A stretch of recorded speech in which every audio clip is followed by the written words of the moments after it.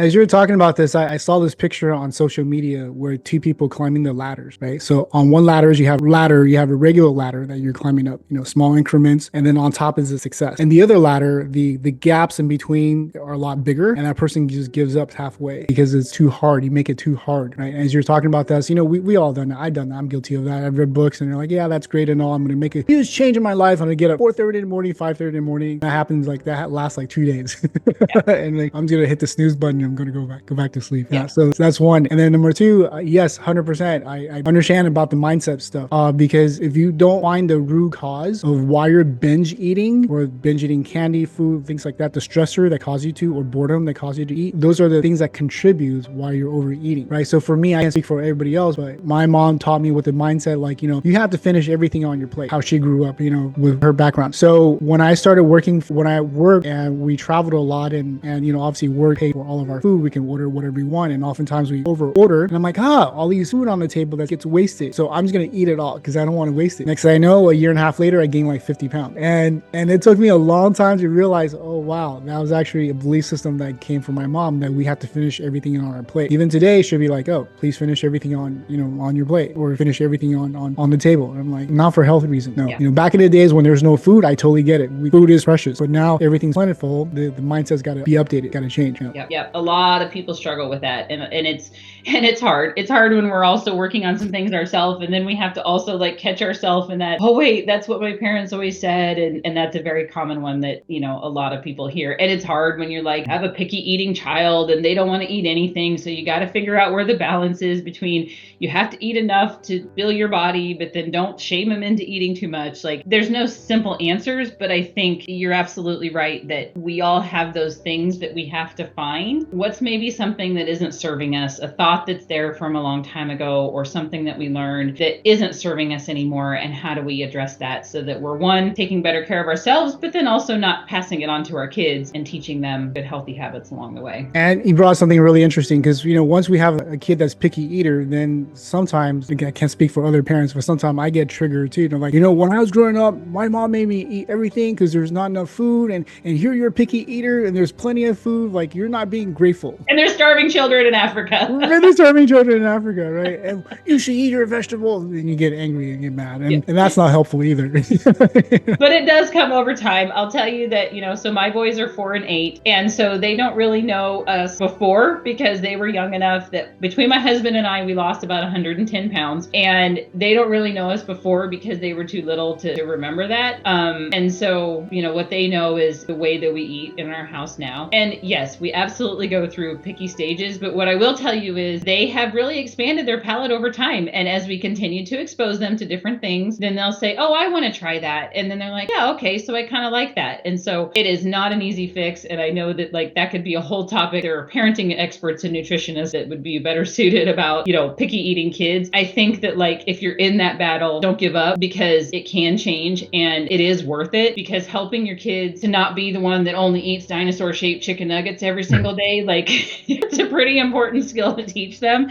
And with enough time, it can get better. Yeah, I hope you guys are, again, Wendy just dropped some golden nuggets or wisdom nuggets, or you don't have to fix it in one day. It does take time. I'd like to invite everybody to take it one day at a time. Then don't beat yourself over it if your kids are not eating, it does take time. What are 3 simple actions any parents can take today to start focusing on what really matters most in their family life? What I would say is, what I had also say to my clients is let's stop. If you've reached that point of, all right, we have to make some changes, but I don't even know where to start. Let's stop and let's take some inventory. What's happening in your life? What are all the activities? Start to write the things down, start to say, okay, what's going on and what are all the things that are causing me chaos? And then going back to the question of, is it important? Does it really matter? Is this something that's really adding value to our life, or is it taking away? And I'm a list maker, so that helps me to write things down and really get it out of my head and visualize it. And then if you can, just go through that list and say, okay, is this something that we're going to continue to do because it's something that really aligns with our core values? Can we delegate? I know that especially as women and these mental to-do lists that continue to go on and on and on, what is something that we can have somebody else help us with? I, for a long time, resisted getting someone to clean our house because I thought, this is such a waste of money. I can do this. But then once we started having somebody help us with that, it was such a blessing. And so now I'm like, well, I can't live without this because I can do something else while they're doing that. that. And it's helping that person who's working hard for their, to support their family. So I'm supporting another person. And maybe it's not that. Maybe it's having your kids help you make breakfast. That's something that it's a really kind of a challenging time at our house. And so recently we've been trying to get the boys more involved with making their own breakfast so that it gives them something to do and it keeps them busy and keeps them from running around in circles while I'm trying to do it. What can you delegate? And who is it in your house that can help you with other things? How can you divide up that mental load so that you're not carrying it all yourself? And the third thing is, what do you want to delete? It's not going to be easy to say no to some of these things. Maybe your kid really loves play 7 sports at one time, but if it's not really working,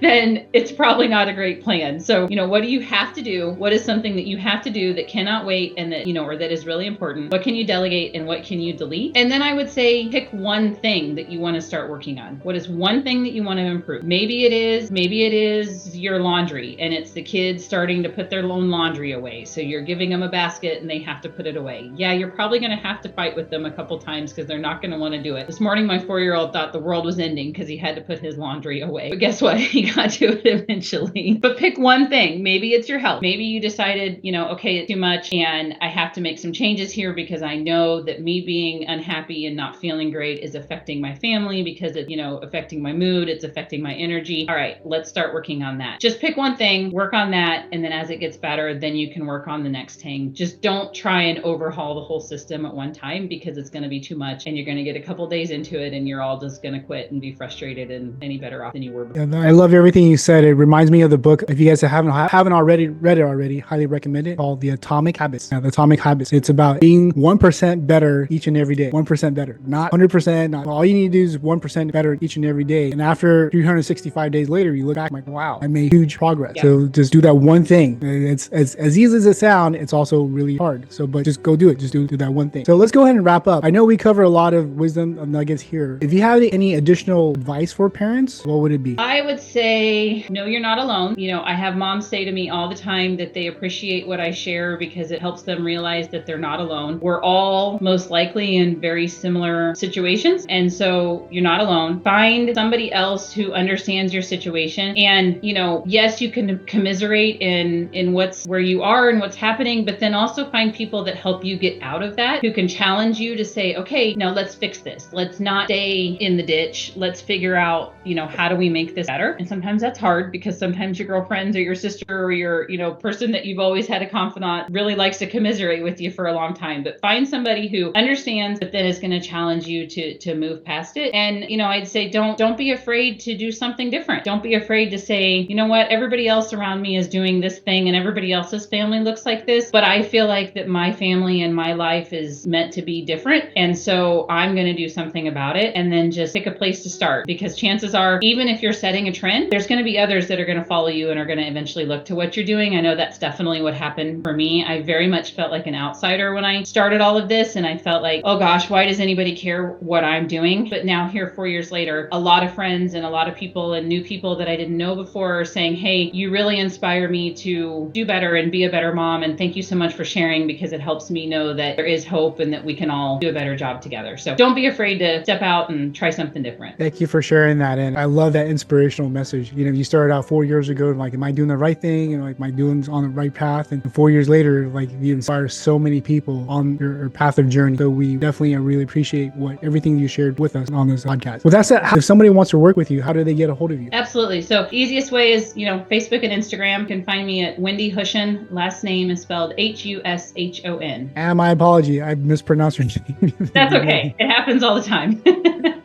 So I appreciate it. Again, I appreciate your time and all the things that the wisdom nuggets you drop on this call. I really enjoyed our interview. That said, let's go ahead and wrap up. Live purposely, love passionately, and be the best remarkable parenting you can be. We'll see you in future sessions.